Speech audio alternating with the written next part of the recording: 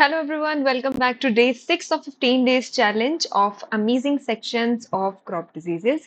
तो आज हम बात करने वाले हैं diseases of groundnut and sesamum and sorry everyone, थोड़ी सी वीडियो डिले आ रही है, I was not well. तो I promise I'll complete all the sessions before your exams and today let's get start about the disease of groundnut and sesamum. चलिए start करते हैं. Okay. सबसे पहले हम बात करते हैं डिजीजेस ऑफ ग्राउंडनट के बारे में और ग्राउंडनट की सबसे इंपॉर्टेंट सबसे पहले डिजीज जो हम पढ़ने वाले हैं that is tikka disease. Tikka disease जो है इसे हम लीफ स्पॉट डिजीज जो है ये भी कहते हैं। ओके अब यहाँ पर दो तरीके के लीफ स्पॉट होते हैं, one is early leaf spot या जिसे अर्ली टिक्का बोला जाता है and second is late leaf spot जिन्हें लेट टिक्का बोला जाता है। अब इनके बीच में डिफरेंस क्या होता है? अर्ली इसे इसलिए बोला जाता है बिकॉज ये सीजन में पहले आती है, अर्ली आती है। लेट जो होती है ये बाद में आती है इसलिए इसको लेट टिक्का बोलते हैं। अब इसके कॉजल ऑर्गेनिज्म की बात करते हैं तो जो अर्ली टिक्का है या अर्ली लीफ स्पॉट है ये किसकी वजह से होती है? That is caused due to the Cercospora एरेकिडिकोला।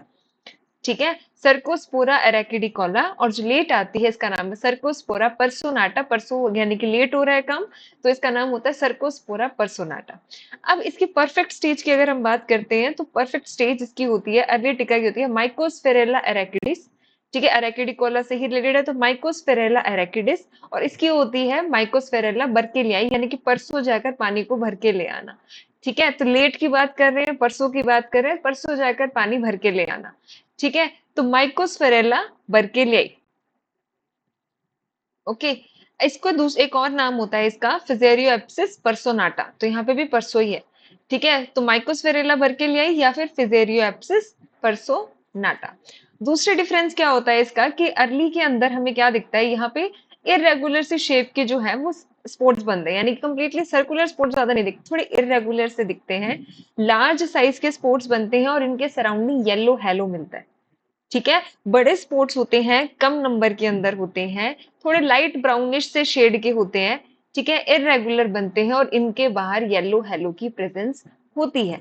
अब अगर हमें एक का पता है तो दूसरे को हम जस्ट अपोजिट याद कर सकते हैं। अगर इसमें इरेगुलर स्पोर्ट्स बनते हैं तो इसमें मोर सर्कुलर स्पोर्ट्स बनते हैं। ये थोड़ा लाइट ब्राउनिश होता है, वो ब्राउन टू ब्लैकिश कलर का बनता है।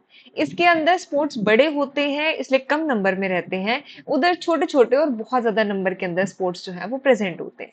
इसके अंदर येलो हेलो की प्रेजेंस होती है जबकि लेट टिक्का के अंदर येलो हेलो प्रेजेंट नहीं होता है। ठीक है, ये बात हुई इसके डिफरेंस के बाद। अब ये जो होता है ये डेब्रिस के थ्रू ये सरवाइव कर सकता है सॉइल में या फिर ये सीड के थ्रू भी सरवाइव करता है। इनिशियल स्टेजेस के अंदर जो इन्फेक्शन दिखता है वो हमें पहले कहाँ दिखता है? ओल्डर लीव्स पे या जो ग्राउंड लेवल के पास वाली जो पत्तियां होती है, पुरानी पत्तियां जो है, वहां पे टिक्का डिजीज का जो इनिशियल इन्फेक्शन है वो पहले हमें उन लीव्स के ऊपर दिखता है।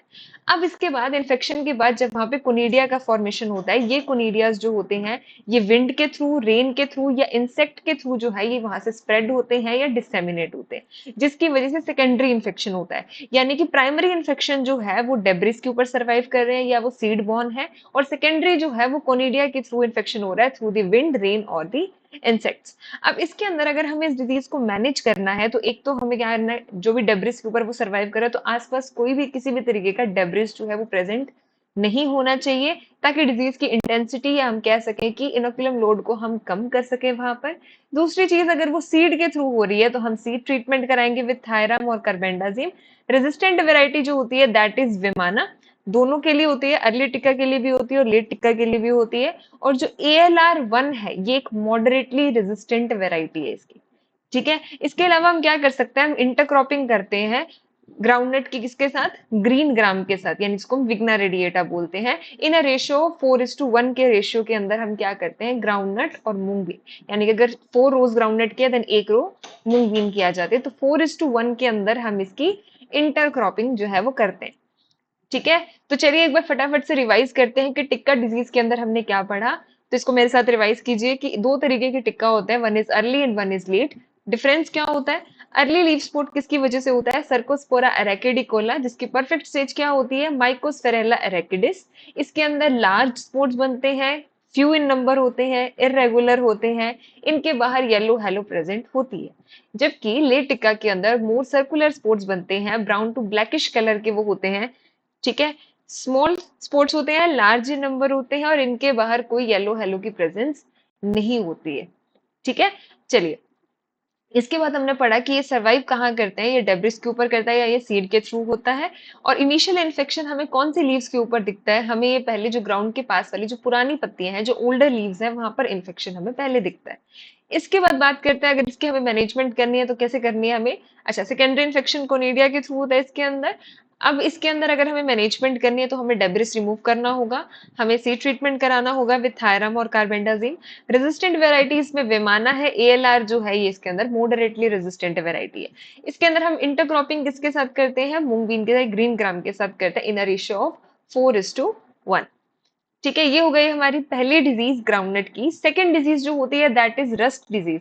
रस्ट किसकी वजह से होती है, पक्सीनिया एराकिडिस की वजह से होती है। So rust in groundnut is due to Puccinia arachidis. अब इसके अंदर जब हमें पता है कि अगर रस्ट हो रही है तो रस्ट के अंदर क्या बनेंगे, वहां पे पुस्ट्यूल्स बनते हैं। पुस्ट्यूल्स जो होते हैं वो पहले हमें लोअर लीव्स के ऊपर दिखते हैं और धीरे धीरे फिर वो बाकी लीव्स के ऊपर स्प्रेड होंगे। तो टिक्का के अंदर भी जनरली लोअर लीव्स के ऊपर पहले इनिशियल सिम्टम्स बन रहे थे। और रस्ट के केस में भी क्या होता है कि पहले जो सिम्टम्स आते हैं, ये जो पुस्ट्यूल्स पहले बनते हैं, ये लोअर लीव्स के ऊपर बनते हैं।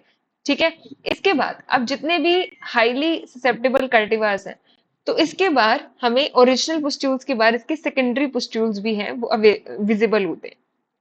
अच्छा, अब इसके अंदर they may be formed on all the aerial parts apart from the flower and pegs. तो फ्लावर और पेग्स को छोड़ के बाकी जितने भी एरियल पार्ट्स होते हैं वहां पर जो है ये हमें पुस्ट्यूल्स जो है वो दिखते हैं। सीवियरली इन्फेक्टेड लीव्स जो होती है वो स्लोली जाके कैसे नेक्रोटिक होने लग जाती है और एट द एंड वो वहां प्लांट से डेसिकेट हो जाती है। यानी कि हम कह सकते हैं कि इनिशियली वहां पे पहले पुस्ट्यूल्स बनते हैं, पहले लीफ की लोअर सरफेस पे बनते हैं और लेटरली हमें वो अपर सरफेस पे भी विजिबल होते हैं। इसके बाद वो बाकी भी एरियल पार्ट जैसे कि स्टेम, पिटियोल, इन पार्ट्स के ऊपर भी ये पुस्ट्यूल्स की फॉर्मेशन होती है एक्सेप्ट फ्लावर एंड पेग्स। इसके बाद क्या पढ़ा हमने कि जब वो बहुत ज्यादा सीवियरली इन्फेस्टेड हो जाती है, एट द एंड वो लीव्स जो होती है वो नेक्रोटिक हो जाती हैं और वहां से प्लांट से डेसिकेट हो जाती है। सीड पे क्या फर्क पड़ता है कि सीड जो होती है उनका नंबर भी रिड्यूस हो जाता है, प्लस वो श्रिवल्ड सीड्स बनती हैं यहाँ पे। तो इसकी मैनेजमेंट के लिए हमें क्या करना होता है कि वॉलंटियर प्लांट्स कोई ग्राउंडनट के अगर प्रेजेंट है तो उन्हें रिमूव कर देना चाहिए, मोनोकल्चरिंग को अवॉइड करनी चाहिए। इसके अलावा मैंकोजेब या क्लोराथेलेनिन जो है इसका हम स्प्रे जो है वो कर सकते हैं। ठीक है, तो इसमें क्या पड़ा, लोअर पे पहले आती है, अपर लिप सरफेस पे बाद में डिजीज आती है। सभी एरियल पार्ट से पुस्ट्यूल्स बन सकते हैं। इसके अलावा नेक्रोटिक हो जाती है, देन वो डीअटैच हो जाती है। उसके बाद हमने क्या देखा कि सीड के ऊपर क्या होता है, सीड का नंबर भी रिड्यूस हो जाता है, प्लस सीड जो है वो श्रिवल्ड होती है। मैनेजमेंट के लिए हमें क्या करना है, वॉलंटियर प्लांट्स को रिमूव करना है, मोनोकल्चरिंग अवॉइड करनी है, मैंकोजेब या क्लोराथेलोनिल का स्प्रे करना है। ओके, चलिए थर्ड और बहुत इंपॉर्टेंट डिजीज जो है ग्राउंडनट की that is the collar rot disease, या जिसे सीडलिंग ब्लाइट भी हम कहते हैं। तो कॉलर रॉट या सीडलिंग ब्लाइट किसकी वजह से होती है, that is due to Aspergillus niger. किसकी वजह से होती है कॉलर रॉट और seedling blight, that is due to Aspergillus niger की वजह से होती है। अब ये इंपॉर्टेंट क्यों है, क्योंकि जब आप ये बहुत ज्यादा टॉक्सिन का नाम आपने काफी बार सुना होगा, दैट इज एफ्लाटॉक्सिन्स। एफ्लाटॉक्सिन्स जो होते हैं ये कौन बनाता है, एस्परजिलस नाइजर बनाता है। अब एक इंपॉर्टेंट चीज है कि ये एफ्लाटॉक्सिन बेसिकली कौन से पार्ट के ऊपर बनते हैं, कि अब ये नहीं पता ना कि अच्छा ये एस्परजिलस कर रहा है तो लीफ से बन रहे हैं, इसके फ्रूट से बन रहे हैं, कैसे बन रहा है ये। तो बेसिकली जो एफ्लाटॉक्सिन्स का फॉर्मेशन होता है वो स्टोर्ड कंडीशंस के अंदर होता है। तो स्टोर्ड ग्रेन्स के अंदर एफ्लाटॉक्सिन्स बनते हैं और हमें पता है कि अगर इनका कंजप्शन बहुत लार्ज अमाउंट के अंदर लिया जाता है तो ये टॉक्सिन्स बहुत ज्यादा बैडली इम्पैक्ट करते हैं, चाहे वो एनिमल्स हो चाहे वो ह्यूमंस हो। बहुत लार्ज क्वांटिटी के अंदर इनका कंजप्शन खराब कर जाता है। अब बेसिकली इसके अंदर तीन फेजेस होती हैं। पहली होती है इसके अंदर pre emergence phase. Pre emergence होती है कि अगर वो एकदम सीड के जर्मिनेशन यानी सीडलिंग के बाहर आने से पहले ही अगर पैथोजन अफेक्ट कर जाता है, तब वहां पे क्या होगा कि सीड ही रोटिंग हो जाती है सीड की। ठीक है, तो सीड जो है वो पूरी गल जाएगी। आपको सीड के ऊपर वहां क्या दिखेगा, ग्रीश माइसीलियम ग्रोथ जो है वो वहां पर हमें दिखती है। ठीक है, सीड की रोटिंग हो जाती है क्योंकि अभी वो जर्मिनेट नहीं हुई, सीड पे इफेक्ट हो रहा है, तो सीड की कंप्लीटली रोटिंग हो जाएगी। वहां उसके ऊपर हमें क्लियरली ग्रेश माइसीलियम जो है फंगस का वो दिखता है। टिश्यू जो हो जाता है उसका कंप्लीटली सॉफ्ट और वाटरी हो जाता है। अगर बात करते हैं उसका पोस्ट इमर्जेंस की, तो अगर वो जर्मिनेशन के बाद उसको इम्पैक्ट कर रहा है, उसको इन्फेक्शन जर्मिनेशन के बाद हुआ है, तो वहां पर क्या होगा कि सीडलिंग के ऊपर हमें ब्राउन कलर के स्पॉट्स दिखते हैं कॉटिलिडन्स पे।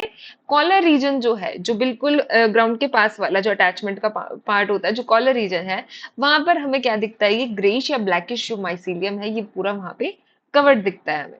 और एट द एंड क्या हो जाती है, सीडलिंग वहां से वो श्रेड हो जाती है कंप्लीटली। थर्ड होता है क्राउन रोट, तो ये होता है थोड़ा अडल्ट स्टेज के अंदर आके, अगर अडल्ट स्टेज में इन्फेक्शन होता है तो वहां पर हमें स्टेम के ऊपर लार्ज लेजन्स जो है वो दिखते हैं। और लास्ट में क्या होता है, लीव्स जो है वो ड्रूप हो जाते हैं, से बेंड हो जाती है, एट द एंड विल्टिंग हो जाती है। ठीक है, तो तीन स्टेजेस बेसिकली इसमें होती हैं। अगर प्री इमर्जेंस हो रहा है तो सीड पे हमें इफेक्ट दिखेगा, उसके ऊपर माइसीलियम दिखता है, उसका टिश्यू जो है रोट होगा, यानी कि वो सॉफ्ट और वाटरी दिखता है। पोस्ट इमर्जेंस की बात करते हैं तो फिर वो सीडलिंग स्टेज में आ जाती है, वहां पे ब्राउन स्पॉट्स बनते हैं कॉटिलिडन के ऊपर, और कॉलर रीजन जो है उसके ऊपर कंप्लीटली आपको क्या दिखता है, माइसीलियल ग्रोथ दिखती है, एट द एंड वो श्रेड हो जाता है। क्राउन रूट होता है जब वो एडल्ट स्टेज में इन्फेक्शन होता है, तब वहां पर हमें स्टेम के ऊपर डार्क लेजन दिखते हैं, लीव्स ड्रूप डाउन हो जाती है, विल्टिंग हो जाती है। ये पैथोजन कैसा होता है, ये सीड बॉर्न होता है बेसिकली। ठीक है, क्रॉप रोटेशन, ये डेब्रिस में भी सर्वाइव कर सकता है, सीड बॉर्न भी है। तो क्रॉप रोटेशन इसके लिए कर सकते हैं हम, डेब्रिस को डिस्ट्रक्ट कर सकते हैं अगर ये वहां सर्वाइव कर रहा है। और सीड के केस में हम ट्राइकोडर्मा हर्जियानम या नीम केक या कोई भी और बायोलॉजिकल एजेंट के थ्रू हम इसको सीड को ट्रीट करवा सकते हैं। ठीक है, तो एफ्लाटॉक्सिन्स का ध्यान रखना है कि वो स्टोर्ड ग्रीन कंडीशंस के अंदर बनता है। कॉलर रोट को हम सीडलिंग ब्लाइट भी कहते हैं, that is due to Aspergillus niger. Okay, अब हमारे पास दो मेजर एक वायरल डिजीज पढ़ने हैं हमें इसके अंदर, एक है पीनट क्लम्प वायरस और दूसरा है ग्राउंडनट रोजेटी वायरस। तो दोनों ही बेसिकली वायरल डिजीज होती हैं, कौन सी, पीनट क्लम्प वायरस और रोजेटी वायरस। ठीक है, दोनों ही वायरल डिजीज होती है। दोनों के बीच में फर्क क्या रहता है, तो दोनों के बीच में एक तो ये भी फर्क होता है कि इसके अंदर हमें सिम्टम्स भी थोड़े डिफरेंट दिखते हैं। दूसरी चीज, इसके अंदर इसका ये कहाँ से ओरिजिन हो रहा है, बेसिकली इसके वेक्टर कौन से हैं, तो वेक्टर्स का भी इनके अंदर डिफरेंस होता है। तो पीनट क्लम्प वायरस की अगर हम बात करते हैं तो पहले इसको ग्राउंडनट रोजेटी के साथ कंफ्यूज किया जाता था, लेकिन इसे अब एक डिस्टिंक्ट वायरस बनाया गया है। इसके अंदर क्या होता है क्लम्प के अंदर, कि इसकी लीव्स जो है वो हमें काफी डार्क अपीयर होती है कंपैरेटिवली। लीव्स जो है वो बहुत ज्यादा डार्क हो जाती हैं, बहुत सीवियरली स्टंटेड हो जाती हैं। जो क्लम्प वायरस होता है ये सॉइल बॉर्न वायरस है, और ये किसके थ्रू ट्रांसमिट होता है, ये पॉलीमिक्सा ग्रामिनिस के थ्रू ट्रांसमिट होता है, that is a soil born fungus. तो यानी कि जो पीनट क्लम्प वायरस है ये एक फंगस के थ्रू ट्रांसमिट होता है, दैट इज पॉलीमिक्सा ग्रामिनिस। अब इसके अंदर सॉइल का पीएच जो है इसके ट्रांसमिशन को अफेक्ट करता है, ये सीड के थ्रू भी हो सकता है। अब अगर इस वायरस की बात करते हैं हम, तो इसके पास क्या होता है, सिंगल स्ट्रैंडेड आरएनए जीनोम होता है। ठीक है, रॉड शेप्ड वायरस है, सिंगल स्ट्रैंडेड आरएनए जीनोम है इसके अंदर। Early sawing before the monsoon, इसकी मैनेजमेंट के लिए हमें क्या करना चाहिए, अर्ली सॉइंग करनी चाहिए। हमें पर्ल मिलेट को एज अ बेट क्रॉप इसके अंदर रखना चाहिए। हमें कोई भी ऐसी ससेप्टेबल वेराइटीज के क्रॉप रोटेशन में नहीं लगानी चाहिए जिसके ऊपर भी वो वायरस अफेक्ट करता हो। प्लस हमें सॉइल सोलराइजेशन करनी चाहिए, बिकॉज सॉइल बॉर्न है ये। ठीक है, तो इंपॉर्टेंटली पीनट क्लम्प के केस में क्या ध्यान रखना है कि लीव्स का कलर बहुत ज्यादा डार्क हो जाता है। इसके अलावा जो है ये फंगस के थ्रू ट्रांसमिट होती है, दैट इज पॉलीमिक्सा ग्रामिनिस। ये सीड के थ्रू भी हो सकती है, सॉइल का पीएच इसे अफेक्ट करता है। ये वायरस सिंगल स्ट्रैंडेड आरएनए होता है, रॉड शेप्ड होता है। ठीक है, इसके बाद इसकी मैनेजमेंट के लिए हमें क्या करना चाहिए, हमें मॉनसून से पहले इसकी सॉइंग करनी चाहिए, हमें पर्ल मिलेट को एज अ बेट क्रॉप लगाना चाहिए, सॉइल सोलराइजेशन करनी चाहिए। ठीक है, अब दूसरा जिसके साथ इसे कंफ्यूज किया जाता था वो है ग्राउंड रोजेटी वायरस। तो रोजेटी की अगर हम बात करते हैं तो इसके अंदर हमें क्या दिखता है, क्लम तो दिखता है बट ड्वार्फ शूट्स दिखती हैं, स्टंटिंग इसमें भी होती है। इसमें हमें बेसिकली रोजेटी अपीयरेंस का मतलब है कि छोटी छोटी छोटी छोटी बहुत सारी पत्तियों का गुच्छा दिखता है एक तरीके से। यहाँ पे आप पिक्चर में देख सकते हो कि बहुत एक बंची सी, एक रोजेटी सी, एक बुके सी अपीयरेंस हमें दिख रही है। तो इसके अंदर क्लोरोसिस और मोजेक पैटर्न ज्यादा दिखता है हमें। ठीक है, पेग्स का नंबर इसमें रिड्यूस हो जाता है, सीड फॉर्मेशन इसके अंदर नहीं होता है। तो क्लम्प जो था वो एक फंगस की वजह से ट्रांसमिट हो रहा था, जबकि ग्राउंड रोजेटी जो है ये एफिड की वजह से ट्रांसमिट होता है। तो basically it is due to Aphis gossypii, gossypii Aphis craccivora. और इसके लिए हमें बेसिकली रेजिस्टेंट वेराइटीज यूज करनी चाहिए, जैसे कि RG1, RMP12, KH14 9A। तो ये कुछ रेजिस्टेंट वेराइटीज हैं जिन्हें हम ग्राउंडनट रोजेटी के अगेंस्ट जो हम यूज कर सकते हैं। ठीक है, तो इसके अंदर क्या था, क्लम्प में फंगस था और रोजेटी के केस में एफिड है। चलिए, अगली होती है स्टेम रूट। तो ये स्टेम रूट हम पहले भी कई सारी क्रॉप्स के अंदर पढ़ चुके हैं। तो कॉमन सी चीजें ही हैं इसके अंदर। तो इसको कौन कॉज करता है स्टेम रूट को? स्क्लेरोशियम रोल्फसी। तो इसके अंदर बहुत ज्यादा डिटेल में फिर जाने की जरूरत नहीं है हमें, क्योंकि हमें पता है कि जो स्क्लेरोशियम की वजह से है इसमें किस तरीके के सिम्टम। अब जब इन्होंने बोल दिया स्टेम रूट, यानी कि अल्टीमेटली वहां क्या हो रहा है? रूटिंग हो रही है। ठीक है, स्क्लेरोशियम की वजह से हो रही है। जहां रूटिंग होगी अल्टीमेटली हमें एंड में वहां पर क्या दिखेगा? स्क्लेरोशिया दिखेगा। अब एक बार इसे देख लेते हैं। तो सबसे पहले क्या होता है, हमें लोअर सरफेस के ऊपर इसके पुस्ट्यूल्स दिखते हैं। ठीक है, और वहां पे एरियल पार्ट से आपको नेक्रोटिक दिखेगा। इसके अंदर हमें सीड ट्रीटमेंट करवाना चाहिए बेसिकली ट्राइकोडर्मा वगैरह से। और ग्राउंडनट की कल्टीवेशन जो है वो थोड़े से रेज्ड बेड के ऊपर हमें करनी चाहिए इसके अंदर। ठीक है, क्योंकि सॉइल बोन होता है ना, तो इसके अंदर हमें बिल्कुल एकदम फ्लैट सरफेस पे नहीं करनी चाहिए, थोड़े से रेज्ड बेड के ऊपर कल्टीवेशन इसकी करनी चाहिए। स्क्लेरोशिया का फॉर्मेशन होता है तो बहुत ज्यादा इसके अंदर हमें नहीं पड़ना है। यहाँ पे पिक्चर आपको दिख रही है कि यहाँ पे आपको अल्टीमेटली स्टेम जो है वो कंप्लीटली रोट हो जाएगी। आप प्लांट्स को आराम से पुल करके बाहर निकाल सकते हो। ठीक है, चलिए, अगली एक और इंपॉर्टेंट, यानी कि 3 वायरल डिजीजेस हम इसमें देख चुके हैं। पहले हमने पढ़ी कौन सी? Clump virus. सेकेंड हमने देखी इसमें रोजेटी। और थर्ड आती है पीनट बड नेक्रोसिस वायरस, या जिसे ग्राउंडनट बड नेक्रोसिस वायरस भी कहते हैं। इसका जो वेक्टर है डायरेक्टली उसको पूछ लिया जाता है एग्जाम्स के अंदर। तो इसका जो वेक्टर है दैट इज थ्रिप्स। तो इसमें क्या होता है कि इनिशियली यंग लीफलेट के ऊपर आपको क्लोरोटिक स्पॉट्स दिखेंगे, साथ ही साथ वहां पे नेक्रोटिक रिंग्स बनती हैं। देखिए यहाँ पे, ठीक है। तो यहाँ पर क्या बनती हैं? नेक्रोटिक रिंग्स बनती हैं, क्लोरोटिक स्पोर्स बनते हैं। टर्मिनल बड की जो है वो नेक्रोसिस हो जाती है जैसे ही टेम्परेचर ज्यादा बढ़ता है। तो टेम्परेचर राइज होने की वजह जैसे राइज होता है वहां पे टर्मिनल बड नेक्रोसिस दिखने लग जाती है। जैसे जैसे प्लांट मेच्योर होता है वहां पे स्टंटिंग दिखेगी, इंटरनोड्स छोटी हो जाती हैं, और ऑक्सिलरी शूट्स जो है वो ज्यादा प्रोलिफरेट, ज्यादा ग्रो करनी शुरू हो जाती है। अब ये किसकी वजह से होता है? थ्रिप्स की वजह से होता है। तो एक बार यहाँ रिवाइज कर लो कि जो पीनट क्लम्प वायरस था, ये किसकी वजह से ट्रांसमिट हो रहा था? पोलीमिक्सा ग्रामिनिस, जो कि एक फंगस है। दूसरा हमने पढ़ा ग्राउंडनट रोजेटी, ये एफिड की वजह से ट्रांसमिट हो रहा था। एंड ये हमने पढ़ा बड नेक्रोसिस, जो कि थ्रिप्स की वजह से ट्रांसमिट हो रहा है। तो ये इंपॉर्टेंट तीनों के वेक्टर जो हैं ये ध्यान रखना। इसके अंदर क्या बन रहा है? जो नेक्रोसिस की बात कर रहे हैं तो पहले क्लोरेटिक येलो येलो स्पॉट्स बनेंगे, फिर उसमें रिंग्स दिखनी शुरू हो जाएंगी, नेक्रोटिक रिंग्स। नाम में बड नेक्रोसिस है, तो जैसे टेम्परेचर राइज होता है उस कंडीशंस के अंदर हमें यहाँ पे टर्मिनल बड की नेक्रोसिस दिखने लग जाती है। स्टंटिंग इसके अंदर होगी और ऑक्सिलरी शूट्स की प्रोलिफरेशन इसके अंदर दिखती है। थ्रिप्स की वजह से ये ट्रांसमिट होता है। इसके लिए अब हमें क्या करना है? थ्रिप्स को कंट्रोल करना है। तो इसके अंदर हम मोनोक्रोटोफास का स्प्रे कर सकते हैं, और कोई भी इन्फेक्टेड प्लांट्स है उसे हम वहां से रिमूव कर सकते हैं।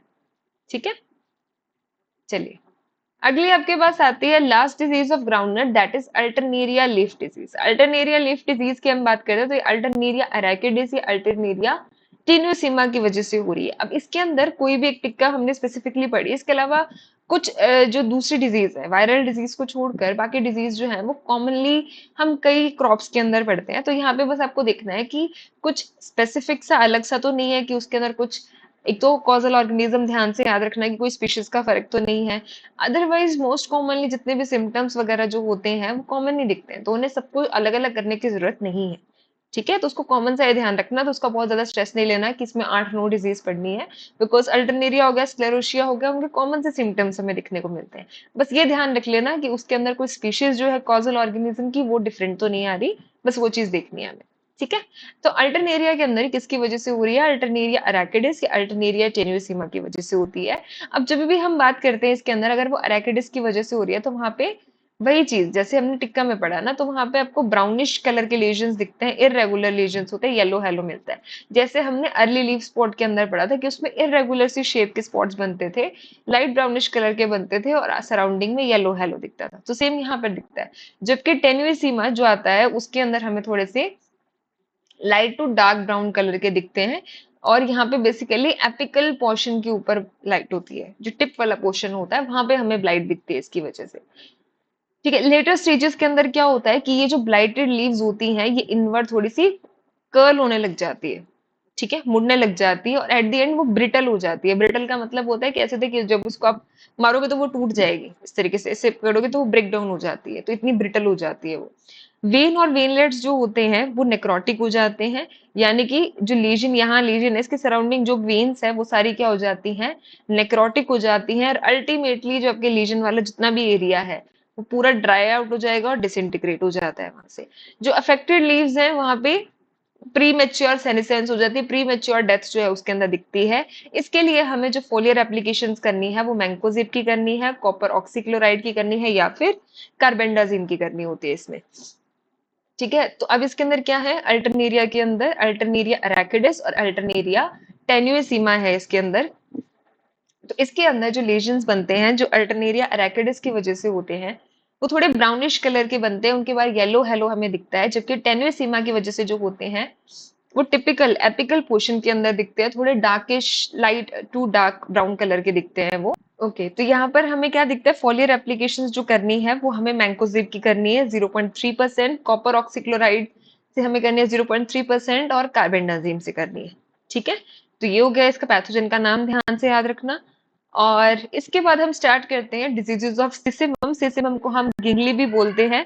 तो इसके अंदर भी पहली जो डिजीज आती है दैट इज अल्टरनेरिया। तो अल्टरनेरिया की जब हम बात करते हैं तो अल्टरनेरिया लीफ स्पॉट, तो हमें पता है इसमें कॉन्सेंट्रिक रिंग्स बनेंगी अल्टरनेरिया की वजह से। यहाँ सिम्टम्स में आप बहुत क्लियरली देख सकते हो, यहाँ पे आपको क्या दिख रही है, कंसेंट्रिक रिंग्स इस तरीके से बन रही है। ठीक है, तो ये जो होती है हमारी अल्टरनेरिया अल्टरनाटा की वजह से होती है, या अल्टरनेरिया सिसिमी भी हम कह देते हैं इसे।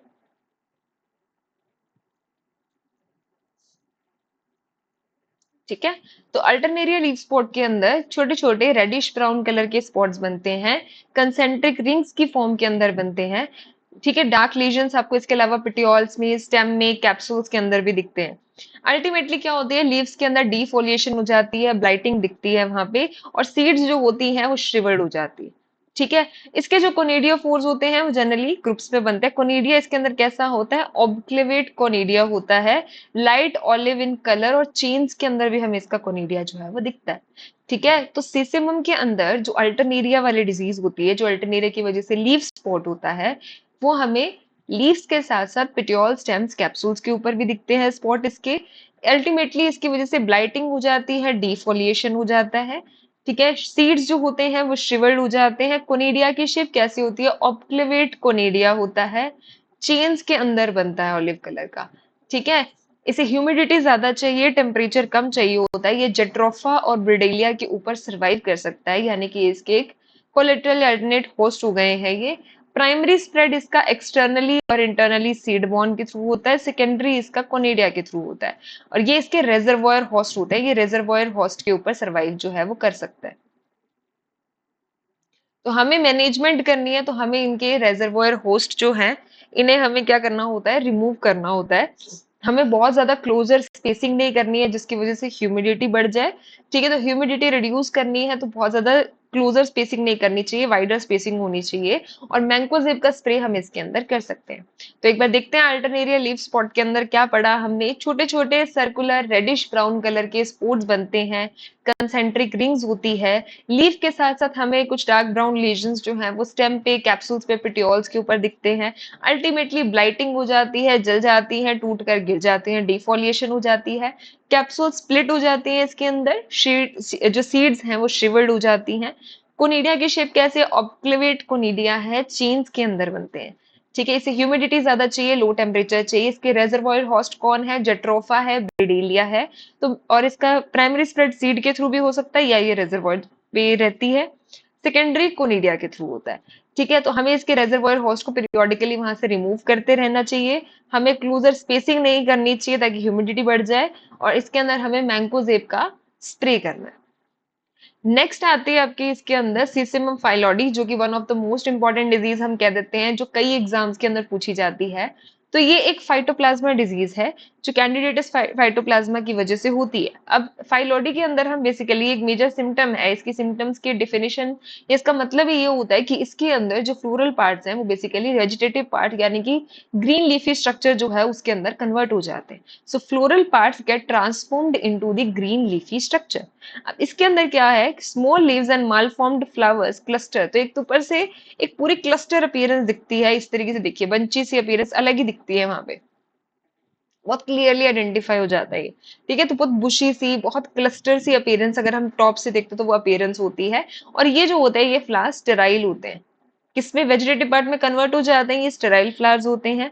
ठीक है, स्टेमन्स इसके लीफ लाइक हो जाते हैं, एंथन इसके ग्रीन हो जाते हैं, ओवरी भी एक शूट लाइक स्ट्रक्चर बन जाती है इसके अंदर। ठीक है, एक बुशी अपीयरेंस दिखती है। मेजर इंपॉर्टेंट चीज क्या होती है इनके अंदर, वेक्टर्स। तो इसके वेक्टर कौन होता है, जैसिड होता है जिसका नाम होता है ओरोशियस एल्बिंगटस।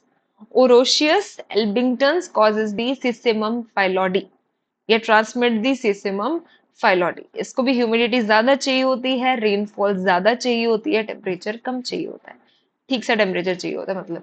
ठीक है, तो इसमें कोई भी इन्फेस्टेड प्लांट है हमें वहां से उसको रिमूव कर देना चाहिए। और इंपॉर्टेंटली जब भी कोई वेक्टर वाली डिजीज होती है तब उसके अंदर वेक्टर को कंट्रोल करना है। तो वेक्टर को कंट्रोल करने के लिए इसके अंदर हम नीम सीड कर्नल एक्सट्रैक्ट का यूज करते हैं 5% या नीम ऑयल का यूज करते हैं। सीड ट्रीटमेंट हम इसके अंदर इमिडाक्लोप्रिड से भी करवाते हैं, या इसके अलावा हम क्विनल फॉस का, थायामेथोक्सम का या इमिडाक्लोप्रिड का स्प्रे भी हम इसके अंदर करते हैं। एक इम्पॉर्टेंट जो कल्चरल प्रैक्टिस आती है दैट इज कि इसके अंदर हम सिसिमम की इंटरक्रॉपिंग करते हैं विद रेड ग्राम या अरहर हम कहते हैं, इन द रेशियो ऑफ 6:1।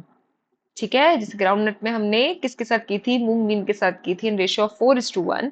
सिसिमम के अंदर सिसिमम फाइलोडी को मैनेज करने के लिए हम इसकी जो इंटरक्रॉपिंग है वो रेड ग्राम के साथ करते हैं इन द रेशियो ऑफ 6:1। तो सिसिमम फाइलोडी की इंपॉर्टेंट चीजें क्या हैं, फाइटोप्लाज्मिक डिजीज है, कैंडिडेटस फ्लाइटोप्लाज्मा की वजह से होती है। होता क्या है इसके अंदर, फ्लोरल पार्ट्स जो हैं वो ग्रीन लीफी स्ट्रक्चर के अंदर कन्वर्ट हो जाते हैं, इसको फाइलॉइड स्ट्रक्चर बोलते हैं। तो इसके अंदर एंथर जो स्टेमन्स हैं सब leaf like shoot like appearance होती है, तो एक बुशी अपीयरेंस दिखती है हमें। ये जो फ्लावर्स होते हैं ये स्टेराइल होते हैं, किसकी वजह से जो ट्रांसमिट होते हैं, जैसिड की वजह से होते हैं, जिसका नाम होता है ओरोशियस एल्बिंगटस। रेनफॉल ज्यादा चाहिए, बारिश ज्यादा चाहिए, टेम्परेचर थोड़ा सा कम चाहिए, यानी कि अच्छा सा मौसम चाहिए इसे बेसिकली। इसे कंट्रोल या मैनेज करने के लिए हमें जितनी भी इन्फेक्टेड प्लांट्स हैं उन्हें रिमूव कर देना चाहिए। हमें इसके अंदर स्प्रे करनी है नीम सीड कर्नल एक्सट्रैक्ट की या नीम ऑयल की।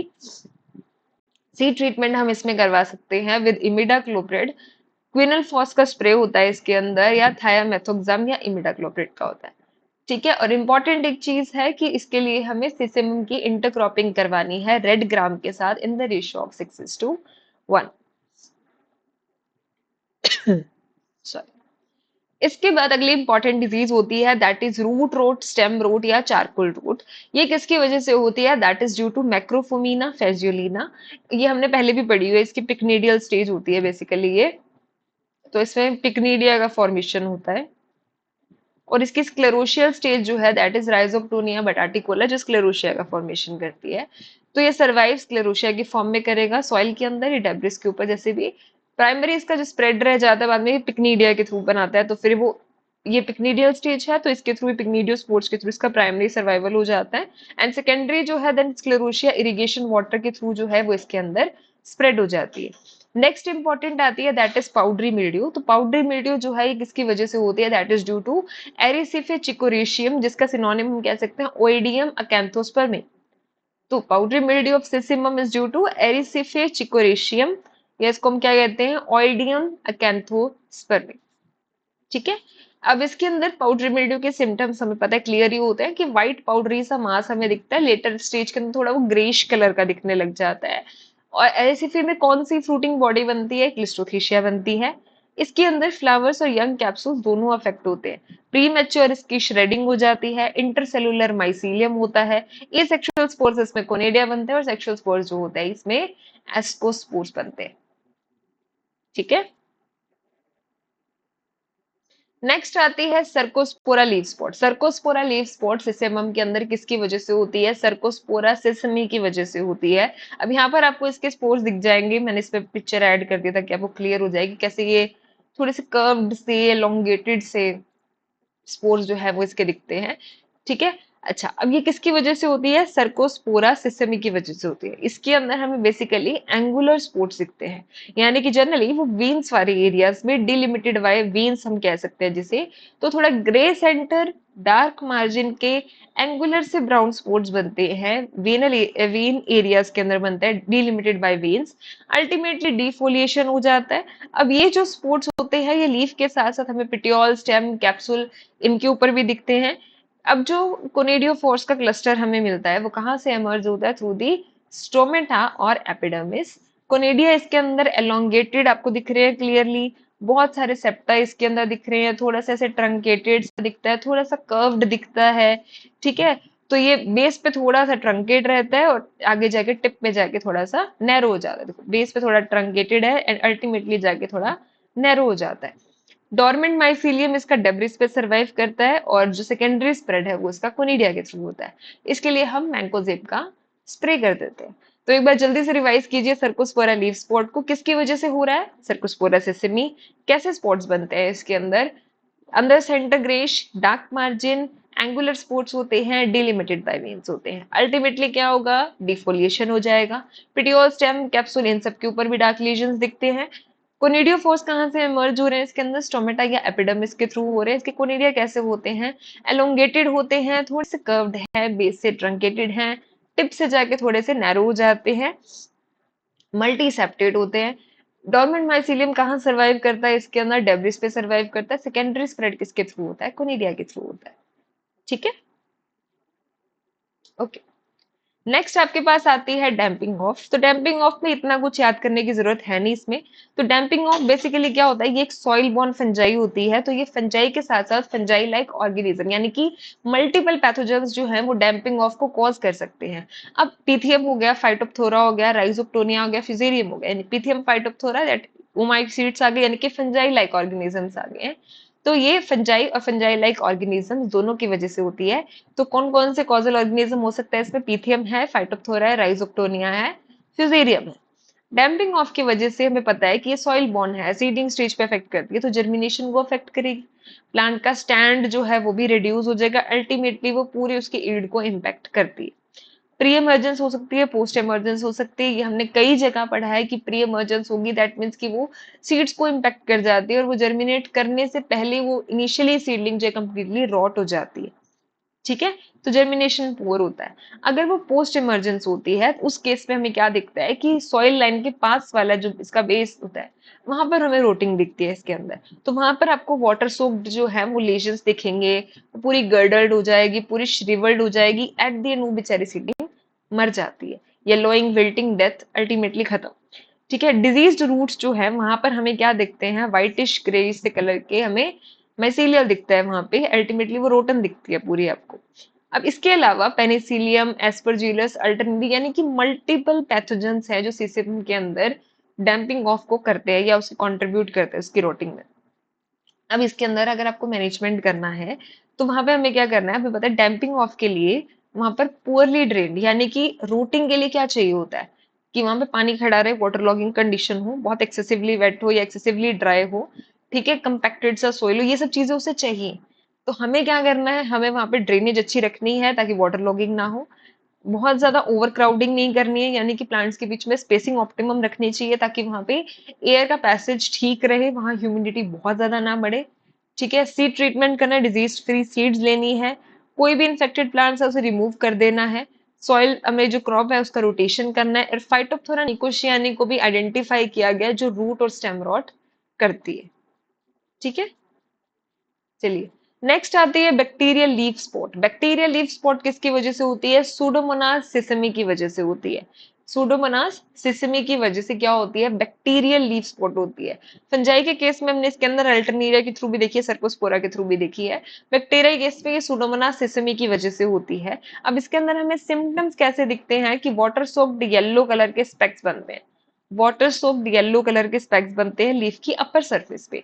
धीरे धीरे ये स्पेक्स या जो लेजन्स है ये एनलार्ज होते हैं, एंगुलर बनते हैं, वेन वेलेट्स तक रेस्ट्रिक्टेड रहते हैं, और अल्टीमेटली वहां पे आपको क्या दिखेगा? जो स्पॉट्स का कलर अब यहाँ इस पिक्चर में देखिए, यहाँ पर आपको क्या दिख रहा है? लिटरली वो थोड़े ब्लैकिश कलर के, डार्किश कलर के जो है यहाँ पे डार्क ब्राउन कलर के स्पॉट दिखते हैं, वहां पे हमें ऊज की प्रेजेंस दिखती है लेटर स्टेजेस में। ठीक है, अब हमें पता है सूडोमोनास जो है ये ग्राम नेगेटिव है, एरोबिक है, रॉड शेप्ड है, और इसको पास एक से ज्यादा पोलर फ्लैजिला प्रेजेंट होता है, सिफेलोट्राइकस टाइप होता है कि वन साइडेड बंच, या हम कह सकते हैं टफ्ट ऑफ फ्लैजिला जो है वो प्रेजेंट होता है। ठीक है, अब ये जो बैक्टीरिया होता है ये प्लांट टिश्यूज यानी कि डेब्रिस के ऊपर ये सर्वाइव कर सकता है। ये इंटरनली सीड बोर्न भी प्रेजेंट होता है, और सेकेंडरी स्प्रेड इसका हमें पता है बैक्टीरिया का वूंड्स या ऊज के थ्रू इसका बेसिकली ट्रांसमिशन हो जाता है।